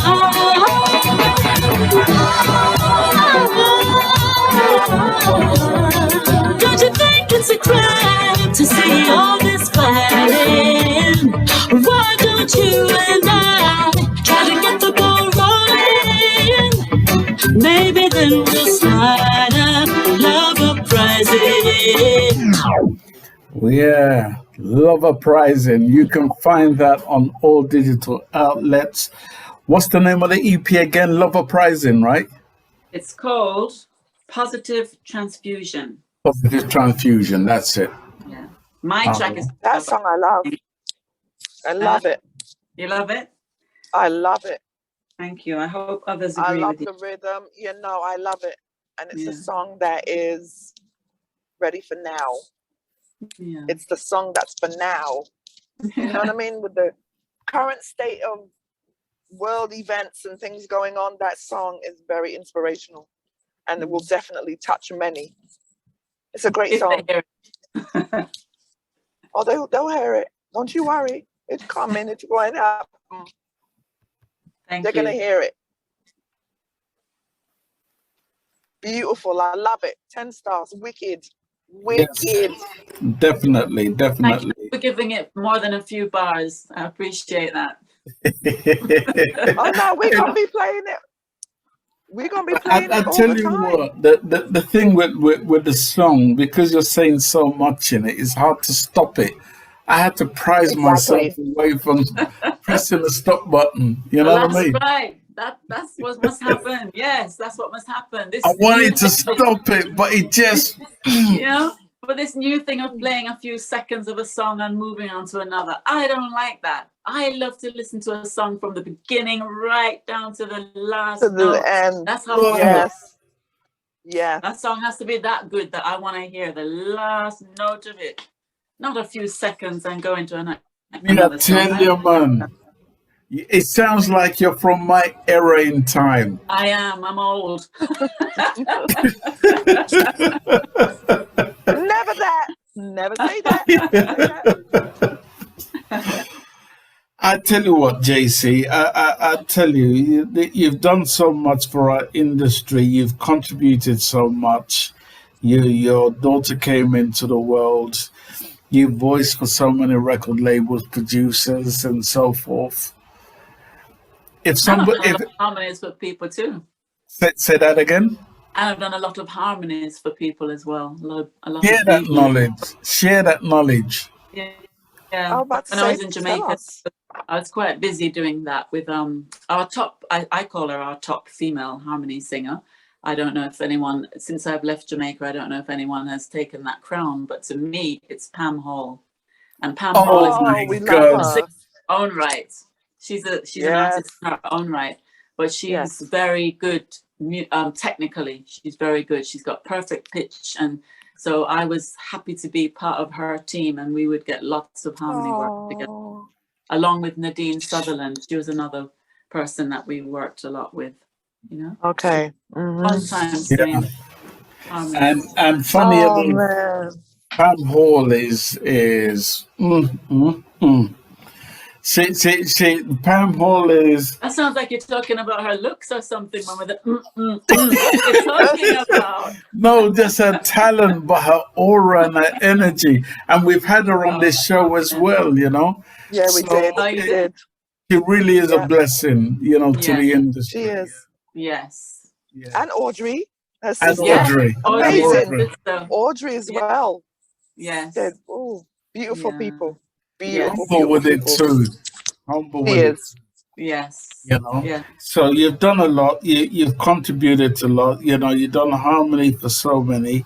You know, if I had a daughter and she wanted to come into the music industry, what knowledge would you impart onto my daughter? Well, which industry? Which music industry? Music industry, singing. Yeah, but which one? Because if it's R&B, you know, reggae. Okay, let's talk about the reggae music industry. That one, yeah. Well, I would say at this point in time, I would say it's a very difficult industry for a daughter, for a woman, to make any headway in. And I'm just being real. I don't want to sound like I'm being negative, but that's my reality on it. You know, as I said to you, I've seen lots of young women coming out of Jamaica they have great voices. Some of them are writing their own material. Some of them play an instrument. They know how to put themselves together. They're investing in videos. What's happening with them? What's happening? It's just 1 and 2. You hear things happening with Shensea, Spice. I hear those names. Atana, she seems to do a lot of touring. That's good. But I don't know, you know, in terms of the world hearing their music, is that happening enough? I don't think so. I don't think it's enough. You reckon it's deliberate? I don't know if I'd use the word... Knowing what you know about the industry. I don't know if I'd use the word deliberate against females as such, because I'm talking about, to me, the main way of being exposed is for mainstream radio to be playing you. That seems to be how you break a record, isn't it? That's what you need. So how do you get, I mean, in London, it's not just women who are suffering from that. It's the whole of the reggae family. There's no mainstream radio for us anymore in England. We have to be relying on online and pirate stations. That's it. And then it's fragmented. The listenership is fragmented. You have pockets of people hearing different things. So you don't have that onslaught that you used to be able to have with mainstream radio, which is busy promoting their mostly white acts, I have to say. You know, they have their programming in place. And if you're not coming from a certain record company, you don't even get a look in. And why is reggae not being played on mainstream radio? I don't know the answer to that. I know that we used to have that. And when we had it, we were charting. Then that's when you get attention. When you're on the national charts, you get attention. But how are you going to make it onto a national chart if nobody even knows you have a record out? And it's not. People will know, you know, because you've got your platform, so people will hear what you're playing. But is it going to be enough to chart a song? Is that enough to chart a song? It's got to be. You've got to reach such a wide audience all at the same time to make that happen. So that's the issue. I'm wondering, I don't know if I'm chatting fat or whatever, but, you know, my thing is, if Stick Figure, a reggae group, a Caucasian reggae group, can knock Bob Marley off the chart, then that says to me that reggae is playing on the charts. To me, the question now becomes, how do we become like them? So it also raises the question to me, in my mind, is reggae music, has we, and you know, me and you know it, being repackaged? That's the word I use. Does that make sense? Yeah, I think white acts have long loved reggae. I mean, reggae is loved by all people all over the world. So there have always been white groups performing reggae. So, well, I don't know. It's, to me, the world is, it is still mostly a white run world for the most part. That's the reality. And for Black people to be able to be ahead of the game, or get to where they ought to be, I guess we would have to have our own platform. We can't expect to be, the white people to be making way for us. We would have to have our own platforms. Why don't we have our own mainstream radio stations in whatever country that we're in? Why don't we have that? And I know what some of the answer to that is, because we're not given the opportunities. Even if we were given the opportunity, do you reckon we can get there? Because all I'm seeing on social media is us fighting against each other. We hate each other with a passion. We're envious of each other. I'm just saying what I see. Yeah. I don't know if I'm saying too much, but it's like... Those are true statements as well. But maybe the reason we're like that is because we're crabs in a barrel. Everybody's trying so hard to get to the top, and it's so difficult that there's that resentment, that it's just hard for you to think, okay, actually what we should do is all pool together. It's hard to get to that place. I think we've got psychological damage from way back, and we're still under it. That's what I think. Sharon. I don't know if Sharon can hear me. Sharon. I know she's on a phone. Yes, can you hear me? Yeah, go ahead. Say what you want to say. I can hear you. I know she's on data, so don't worry. Can you hear me? Yes, go ahead. Go ahead. Say something.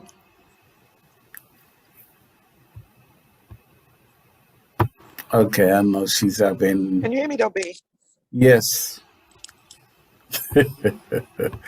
I tell you what, I know she's in her car and she's driving, so maybe that's why she's having some disruptions. Yeah. So I just want to say, to you, that we are proud of all your... Sorry, Sharon. Yes, I'm sorry. Yes, it's moving around and back around in the car. My husband's driving. It's all good. But hold on, I'm gonna kill somebody. Can you hear me clearly? I can hear you now. Yeah, say what you want to say. Yeah, we're drowning us. Wow, that's a very powerful statements you were both making on the industry itself.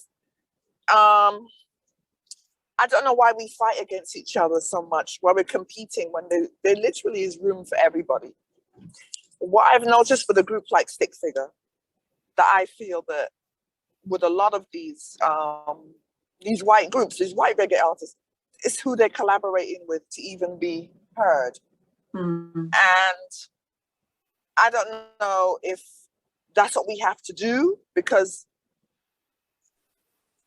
there just doesn't seem to be any other way. Everybody supports them, but our own people's not supporting our music. Why is that? There's no real reason for that. But a group like Stick Figure, and I'm here in the US, I've been to these shows, some of these shows where you see a white reggae band will go on and people are going nuts, and unless you're a big name as a reggae artist, you don't even see that many people show up. It's ridiculous. It's when we were doing shows, we were all over the place, different areas performing. For the most part, the audience was predominantly white. You can almost count the blackheads in there, and I'm like, what is happening? And it wasn't like I had an all white group. and I was in many different bands. One was all white, and people showed up. Yeah. We're not supporting each other enough. We are not. And that's the shame of it. Like, what do you do in a situation like that? There is no real clear answers. No, right? it's not clear. There is it's not clear, because we could say a multitude of things, but it's still not clear why we fight against each other. I think there is there's many other platforms out there that's started little shows or award shows for us, but we're not supporting each other for it to be anything bigger. You know what I'm saying? Where it will be recognized. That's a problem. Like, there's one person I think I followed them on LinkedIn. Reggae, I forgot what it is off the top of my head. I don't want to mess with it right now because I'm in the car. Situations or businesses like that, we need more of that, where we really support each other, come out, do the shows. I don't know what the problem is, and I've been hearing this particular conversation over here too. Why do we not support each other? Why are we always competing against each other? Yeah, that's a problem. And even with, like you're saying, for your music, you're doing amazing things. Just heard just now, amazing. However, what's the problem? I don't have the answers. I've got the questions like you. Yeah, it's like nobody does. And listen, the most that we can do, even with this platform, is just continue to do what we're doing. Yeah. Letting you know who you are, what we think of you, and continue to support. We're praying and hoping that it will build, because something has to give. Something has to give. It cannot be this way all the time. We can only keep working at it. That's why I haven't given up. As much as I'm disgruntled and frustrated, I haven't quit. I'm still at it, and I will always be at it, because I think there's still hope that things can turn around somehow. Hope is a big word, and that's what we have, is hope. And I'm hoping and praying that because I love this music. It's what I have found though is that our music is big in other countries that don't even speak our language. Yeah, that's what's crazy, right? So for the present now, where we're all speaking the same language, we're not supporting each other. It's crazy. For those who don't even speak our language, support our music more. And if they were even able to attend everything that that you do. One of the things that I do recognize is, we're losing a message in the music, and the wrong kind of songs are being played on radio at the moment. That is one of the things I do see. I think that might be because of the payola thing, as I was saying. Exactly. People just have a personal agenda. They personally like that kind of a message, so that's what they promote. But to me, if you are on radio, that is it's a service that you are providing, and it's a responsible position that you're in, and you need to use that platform to educate people. It's still educational if you can find high quality, uplifting lyrics, or even if they're just love lyrics, romantic love, but it's done tastefully and it's well produced. Those are the things that you should be promoting to raise people's standards, but that's not what's happening a lot of the time, So then the onlookers will say, oh, but the industry is in decline. Look at the stuff that's coming out now. But it's not just that stuff coming out. At the same time that stuff is coming out, there's great stuff coming out too. But those people, they're not hearing that stuff. They're only hearing the stuff about the sexual stuff and guns and drugs and cars and those sorts of things. That's what's pushed. Well, one of the things that again, you know, that we have been pushing here on this podcast, this show that we do, is to bring some sort of common sense back to the industry, to have these conversations, to continually talk about what is going wrong in our industry. I thank you, JC Lodge, that you are able to come on our podcast and talk about some of your uphill struggles with the industry, that it's so easy for us to think that you've got it easy and that you're living the life of Riley. But here you are telling us about the struggles that you're going through after all these years. And this is the reality that we're living now. So we continue to shine that light. We want to be the change that the industry needs to see. So we want to continually have these conversations. One of the things that Sharon and I will be doing is be bringing some people on the show in the future, like yourself and many others, to have like a roundtable talk about the industry. How can we make a difference? What do we need to do? Let's be forceful about what we want to achieve, and let's go forward with it, and hopefully through our intervention, hopefully for the next generation, we can make a better world for our children coming up, Right. We have to do what we can do. And, I appreciate the efforts that you're making. We can't just throw in the towel. We just have to. So right now, let us give you your flowers. I want to give you your flowers, right? Because you've been in this industry for a very long time and you've done so much for the industry. You continue to struggle forward. And, I just want to say thank you for not giving up, because it's so easy to give up on the industry and say, you know what, I've had enough. But you're still going strong. You're still singing these great songs. Your voice still sounds like you were in your early years. I don't see a difference in your voice tone. True. You're singing incredible music. It's like, damn. Thank you for that. And you're looking great. Oh, thank you. Yeah, She looks amazing. Yeah, I'm telling you. Thank you. So, Sharon, what would you like to say before we end the show? We're going to give JC Lodge the last word before we get out of here. I just want to say it's been an honor having you on the show today. Of course, big fan, always. I commend you. I commend you for what you contributed to the industry, how you helped even people like me. And so much I could say to you. I have so much love for you, JC Lodge, so much love. And it was a big deal. It was a big deal for me to share this platform with you. Like I said, my husband this morning was like, "Are you excited?"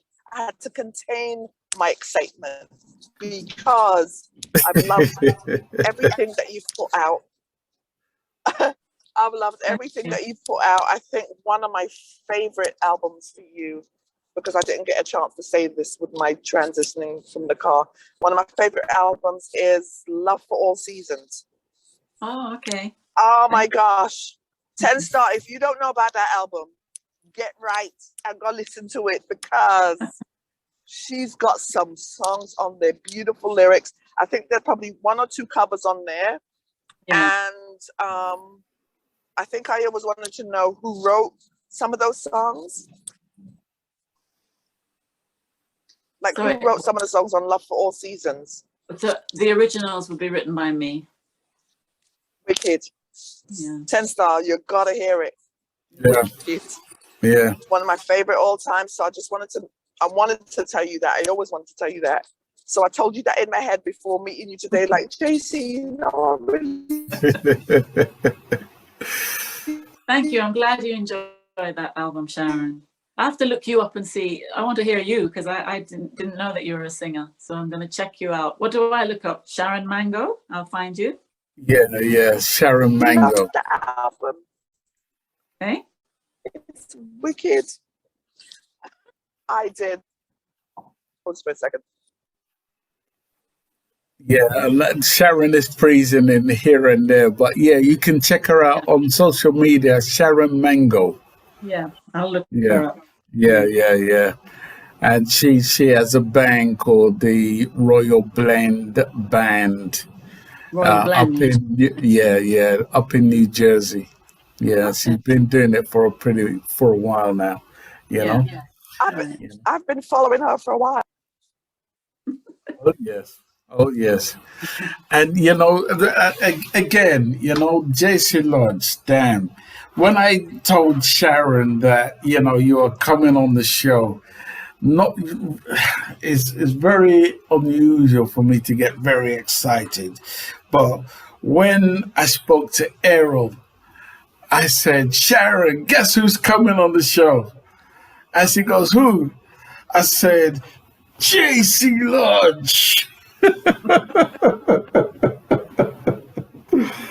So it's an absolute pleasure. It really is.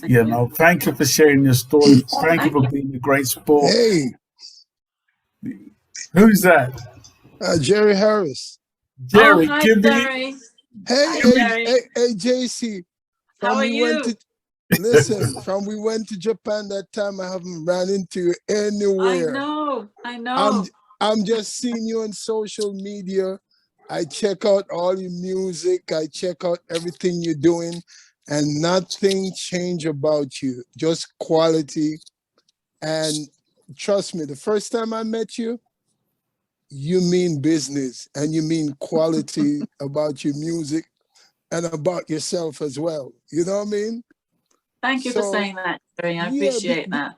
Trust me, because it's sad to see that after you brought Michael to Japan from Chalice.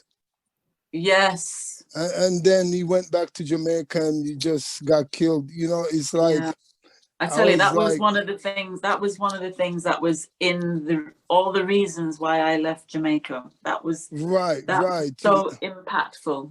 Oh. Absolutely, but like I said, with all what you're doing and all the things, you know what I really look at and really experience in our music, reggae music. Yeah, people struggle to admire decency. I think if people are given, I go back to the people who are responsible, the people who are exposing whatever music is. That's what I'm saying. That's what I'm saying. If people are fed decency, they will love it. Right. So what it is not like to say, well, the person's music is not good. It's because the radio station and the music business on a whole, what they're producing and what they put out there for people to listen is like the people get used to that and they think, oh yeah, this is it. This is what's going on. But your kind of music and people who doing quality music, they don't want to hear all that decent stuff. They don't want to hear the quality things. They prefer hear about somebody getting hurt or somebody destroy another person and all of that. So it's like it create this kind of what would I say? I don't even know the word. Negativity. The negativity, because they would say, oh, all the white groups are getting popular, blah, blah, blah, because they're singing songs that they're getting support from the audience that they create. You see what I'm saying? Because the audience that... Yes, that could be part of it. Yeah, and you know what? And if we perform in front of them, they appreciate us. Yeah, they applaud us. You know what I mean? Yeah. Once you get the exposure to them, right? Yeah. But if we perform in front of our own people, they start putting you down. Them can't wait for you to come off. This, that, and that. Yeah, I have experienced that. I know. Yeah, because they want the kind of derogatory type of thing where don't tell people to do something bad. It's more titillating. It's more titillating to them. Yeah. But you know what? you know what, JC, your legacy means a lot, and that's more important, and you're keeping it. You're keeping it. So stay in the lane. Yes, and I don't want to seem like I'm a prude, and I think that songs, you mustn't have anything risque in songs. I've written a few risque songs myself, so it's not really, it's not that I'm a prude, but what you're talking about, Jerry and Ten Star and Sandra, Sharon. I think what you're saying is that it's about the imbalance. That's the issue. Right. I still maintain that anything that is created, it is an art form, and people have a right to express what they want to. And if they want to be talking about women's various body parts and stuff, that's their thing, and there is an audience for that. But it's when that becomes the main thing that's being pushed, and everything else is beneath. Absolutely. That's where I have a problem with it. Absolutely. But you know what? Never think that we don't recognize you. I recognize you. Lots of people around the world appreciate you. And, don't worry about what's going on with the others. Just do you, because you're doing it. Yeah. I understand what you're saying. I understand. But, as an artist, you still, you have that frustration, because as I say, after doing so much work, for people to still mainly talk about 2 songs out of a 42-year career, it's frustrating for an artist, I have to say. That's frustrating. You know what, JC? Yeah. I think that part of frustration comes from looking at others. No, I'm not looking at others. I'm looking at myself and what I am creating. And the whole reason for creating stuff is for it to be appreciated, to be exposed and appreciated. Otherwise, there's no point doing it. What's the point of creating something that you're just going to hide under a stone and it's never seen? It's pointless. So, if you are creating, you just want it to be exposed as much as playing field. But you know what? I think with all this payola thing, kind of destroy that old, where people can't get to hear your music. Because for me, the way how the DJs that came about now is more like, if you're not paying for a slot, nobody's gonna hear your music, all that kind of stuff. So just put pressure on the business, Yes. Yeah, because people selling packages. Yeah, that's it. You know what I mean? So there you go. So listen, keep yourself nice, same way. Put on that beautiful smile, and I'm believe still smiling. me. Listen. You're still working the stage. You're still working the stage, because I saw you here, there, up here, on left to the right to the. Bless up, Jerry. Thank you. Thank you, Jerry. Take good care of yourself, right? Yes, and you too. All right. Nice to hear from you. Hope we will see each other one day again. Yeah, man. Right? Yeah. Yeah, I still go to Japan, you know that. But because of the pandemic, that's why I didn't go over there. All right? Yes. So take good care, all right? Okay, all you right. too. Yes. Bye-bye. Yeah. Bye-bye. Thank you, Jerry Harris. Jerry is family around here, and he's given these 10 cents full of information. 20 cents. 20 cents. Yes. And I hear what Jerry says, but at the same time, it's like we need to start talking. We're not talking enough. And we can't allow for what is going on to become the norm, So around here, we intend to talk about the disparities and, to what do we need to do to create a level playing field. I know of many great singers who have been told that they will never get their music played on the radio, because if you don't grease my palm with the right amount of money, your music will not be heard. I don't want to bring those artists out to the fold because I know them personally, but, we just have to just pay attention to what is going on.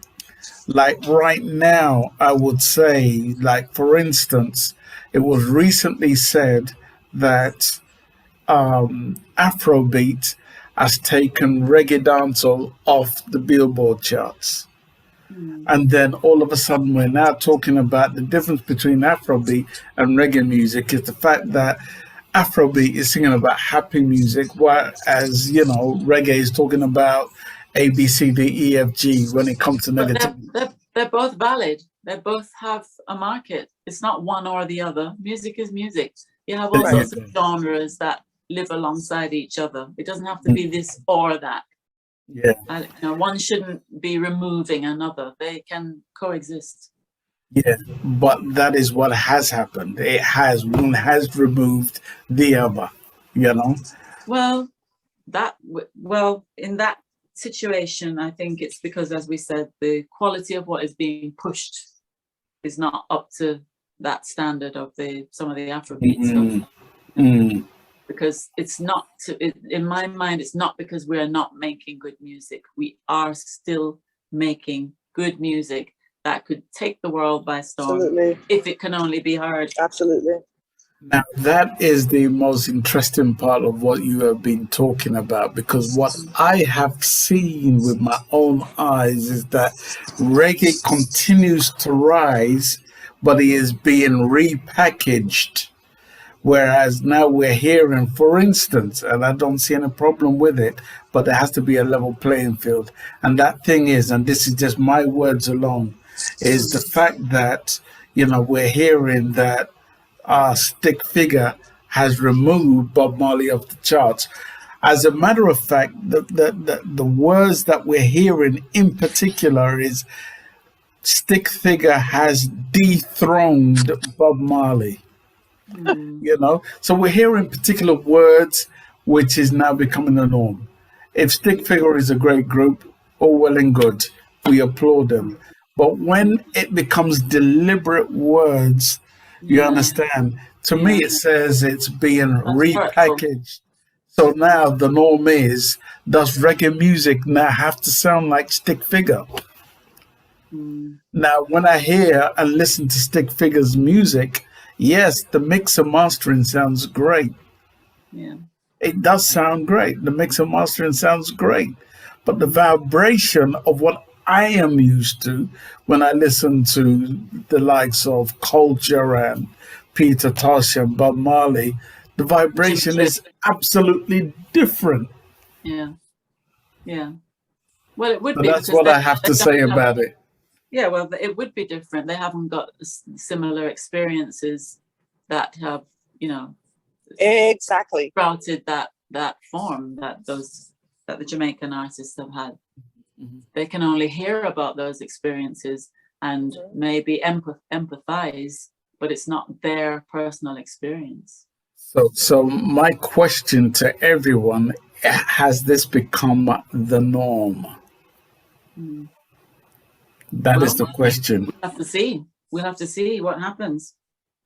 And I'd like to see some other artists reach up there, not just Bob. We all know that Bob is fantastic.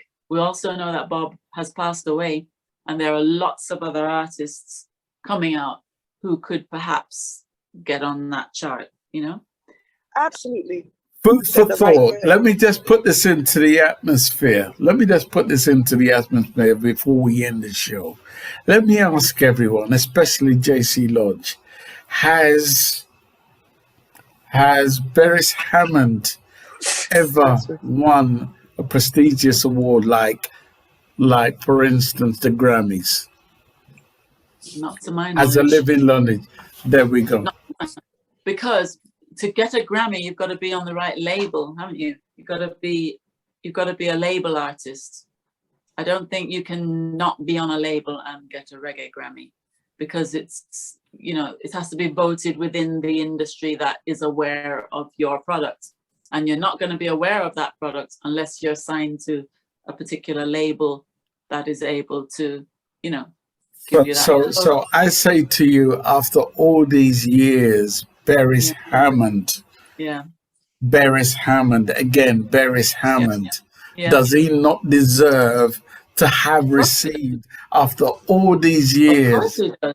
Or does the Grammys not? Should they not have done their homework? course they should, but then what are they researching? What are they researching? They're researching artists who are on particular labels, assigned to certain companies. That's where they do their research. They're not going to be researching outside of that. So Barry wouldn't stand a chance unless he signed up one of those big companies. Right. That's my observation of the Grammys. JC Lodge, you know, me love you like ackee and saltfish. I'm my favorite food that. Okay, that's good. That's good to know. Sharon Mango, we're going to end the show. I tell you what, is there anybody else in the audience who would like to ask JC Lodge a question? That is my next question. Is there anybody in the audience who would like to ask JC Lodge a question? If you are in the audience, unmute and say your piece. If not, then we shall just proceed to ending the show. Another thing I forgot to tell JC, I love this song about uprising. Oh, okay, I love the lyrics. Very nice song. Thank you. Very good. Nobody else have that idea but you. Yes. We need that. We need that now. Trust me. I listened to it on Facebook. Sounds very nice. And your voice don't change like 10 Stars said. Sounds like it doesn't change at all. Trust me. A lot of people, their voice changes as they go, but yours still the same, you know? Well, very so nice far. song. So far, thank you. Well, just stay blessed. All right? Yeah. I'm trying to look after it, trying to preserve it. Definitely. All right. Thank you. And I have to pick up the rhythm, because it's the rhythm that inspired that song. And that rhythm was produced and arranged by Wayne Almond. Well, arranged by him and produced by Orville Marshall. Hi, 10 Star. Lodge. Thank you. Yes. Who is speaking? This is Orville Marshall. Orville, thank you so much. Representing my Productions. And I must say, it's an honor to work with JC. Really, it's early days, but the kind of electricity that runs through my veins in terms of producing the entire EP, but particularly Love Uprising, it's really fantastic, right? And I found it strange that I'm able to listen to this broadcast for over 2 hours. Right? I can't remember ever doing that, but I learned so much about JC. And the truth is that one of the takeaways for me is Errol and the platform that he represents, and all that he has done from the get-go. I think I certainly never knew that.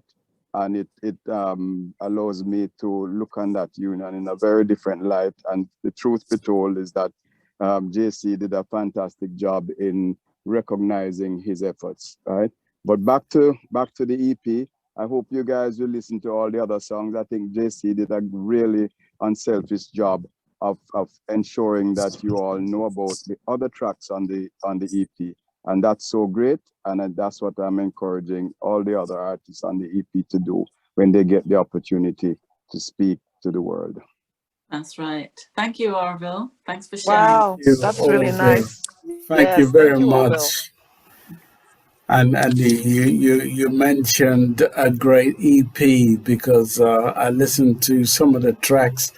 And one of the things that I've been harping on about for a very long time is the lack of the messages within the music, and why some of the DJs are not playing, some of these songs which have a tremendous message, which can infuse and bring about, unity amongst ourselves.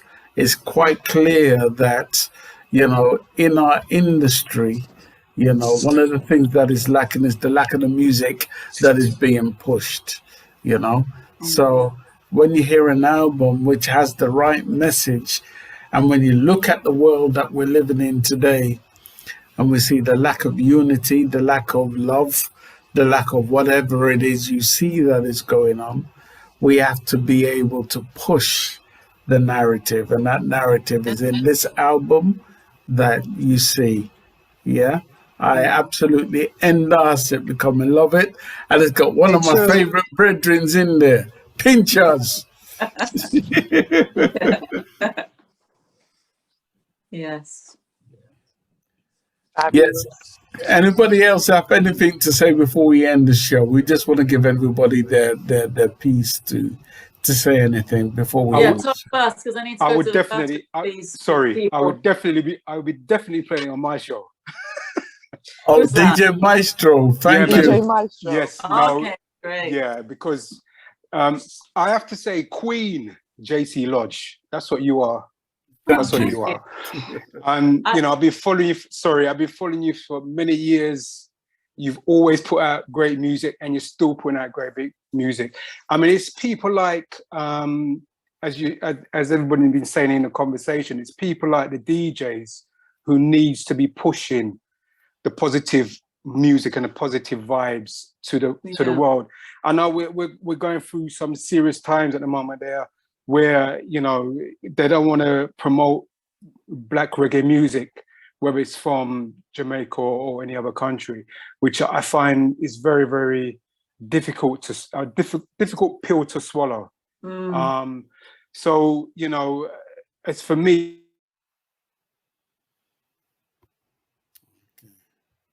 but for me, I can pick and choose the music I play on the radio, which I always do, as 10 Star would. He listens to my show, and Beverly knows, and Sharon. So for me, then I push out positive music. I try to push out positive music, and leave the negativity behind, because that doesn't appeal to me. So it's really down to all the DJs, all the radio stations to really push music like what you're putting out, JC, because you guys are putting in the hard work. You're writing, you're juicing, you're in the studio non-stop. You know what I mean? It's a lot what goes into it, and it's a lot of hard work. So the most the DJs can do is play the tunes. We don't have to do much, if you understand what I'm saying. We just put on the tune, introduce who it's from, and play the tune and play the music. You are the guys who are doing all the hard work, and it takes a lot of energy and a lot of time, consuming time in your lives to get these things across, to get it out there into the world. So when I hear about all these other white artists taking off Bob Marley, and I don't even listen to all that, because that don't appeal to me, because that's not my kind of music. So it's us as our community is to push out our music as much as we can. Just keep on pushing it out, because without you guys writing and sending the music to the DJs, it's never going to be heard. So all I can say is keep on doing what you're doing. You're doing a fantastic job, and you've been in this industry for so long. You're still, you look like 25 looking at your phone. You're looking at you in the camera there, but I just wear glasses, Maestro. I've actually got my glasses on, so I'm 2020 vision. My 2020 vision is very, very good. So all I can say is just keep on doing what you're doing. I'm a lover of your tunes. I've got plenty of your records. I've played them on my show. So all the best, and all the best to you, and keep on soaring, my sister. Thank you very much. Thank you. Okay. Thank you. Sharon, Thank you, 10 DJ Star, Maestro. and everyone in the room. Bless up to you. And take care. All right, then. One love. Bye. Bye. Thank you so much, DJ Maestro. How does it make you feel to hear all that? We need more of him. We need like 1 million more of DJ Maestro. Yeah, man. Listen, I'm going to let you have the last word, and we're going to get out of here. So what would you like to say to the masses? How can they reach out to you? How can they follow you? How can they figure out what's going on with JC Lodge? Get them some information. You have the last word. Let me just remind again the sources where you can find my music.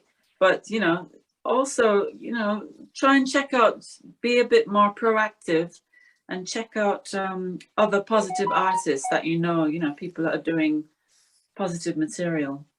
So you can check me out on Spotify, JC Lodge, iTunes, YouTube is JC Lodge Music, one word, and Facebook, JC Lodge fan page. So there's no excuse to not be able to find my stuff. There's no excuse. It's readily available. And, you know, if you like upful music, as I said, be a bit more proactive and search for it. Don't just take what you're given. Jason, thank you so much for coming on our show today, Sharon and I. You know, absolutely. Thank you for coming on our show. We thank Errol, who's also played a tremendous part in your journey. We applaud both of you. And, you know, we're always going to be here cheering and supporting you along the way. You know, we hope to bring you back in the future for a show where we can speak out loud about what we need to do for ourselves, you know, and, you know, we'll be reaching out to you again.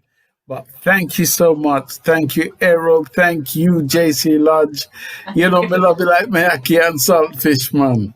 That's what he said. And I think I was told that there was one other person listening. I don't know if he's still listening, but I was told that Arno Comoro was listening, and he's a big fan of mine, and I love him. So I just want to say big up to you, Arno, if he's still listening. But thank you to everybody that.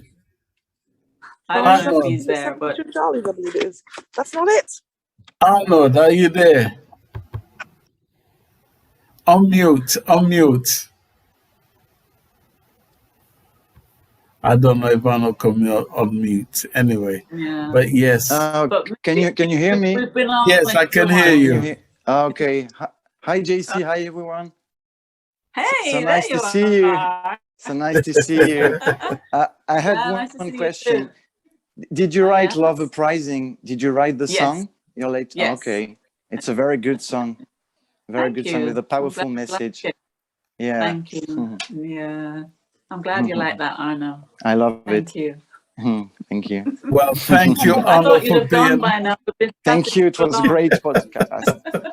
I really enjoyed being with you guys and listening to the conversations. Very good. Great. Thank you very much. JC Lodge, we are going to get out of here. My salute to you and Errol. Arnold, bless up yourself. Everyone, bless up yourself. We're going to get out of here. One love. Thank you so much. Yes, thank you. Bye.